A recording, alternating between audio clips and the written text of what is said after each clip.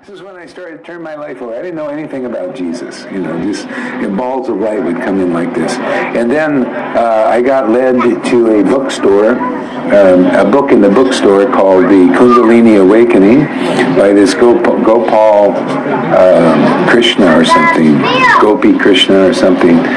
And I started reading the book, and it was very similar symptoms. And he had a similar thing happen to him when he was meditating for 20 years, and then he had this Kundalini awakening, and it started to go up even wrong channels, and it started to cause this kind of a paranoia and fear, stuff like that, and anyway, he got it to go right, and then he had an expansion of consciousness, it changed his whole life.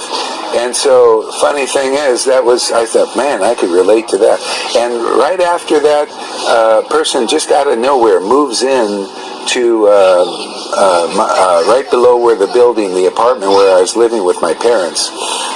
They were kind of freaked out by my, stuff. They were trying to help me too. They couldn't help. Nobody could help, except the Lord. He was starting to help already, without anything from the unseen. So anyway, this guy moves in. And starts to open up a metaphysical bookstore. And in the bookstore, he has all these metaphysical books. And then I come up to him and I tell him my problem. I said, I feel these energies moving in my body, and it makes me really fearful.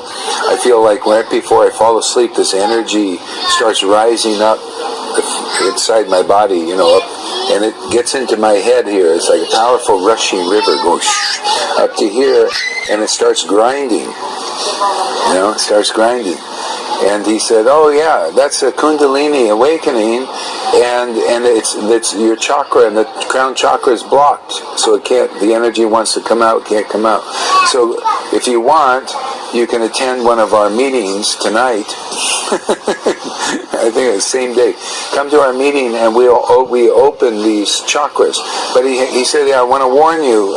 This is like untested territory. I mean, you do this at your own risk. It's very powerful, and there could be, who knows what can happen." I was desperate, so I said, "No, I'll go for it, man. I'll do it."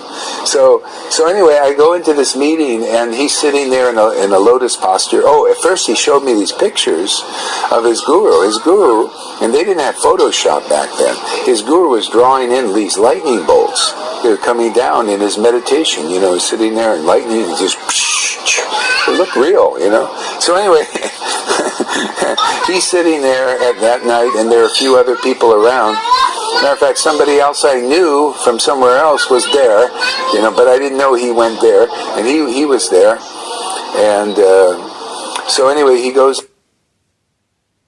into a kind of meditation, his eyes roll back, and so we're all sitting there, and all of a sudden this energy enters the first room, and it's so powerful, it knocks down this heavy bookshelf, real heavy book.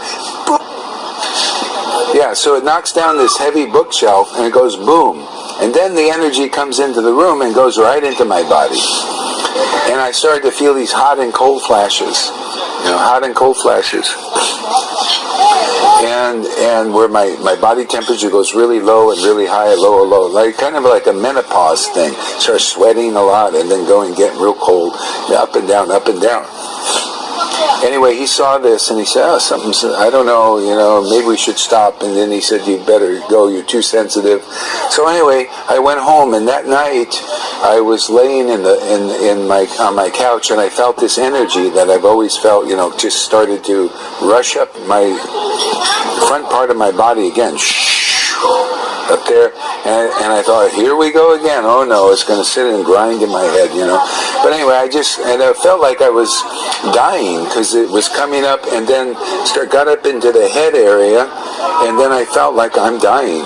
This is my death, and I just said, well, whatever. I just surrendered at that point.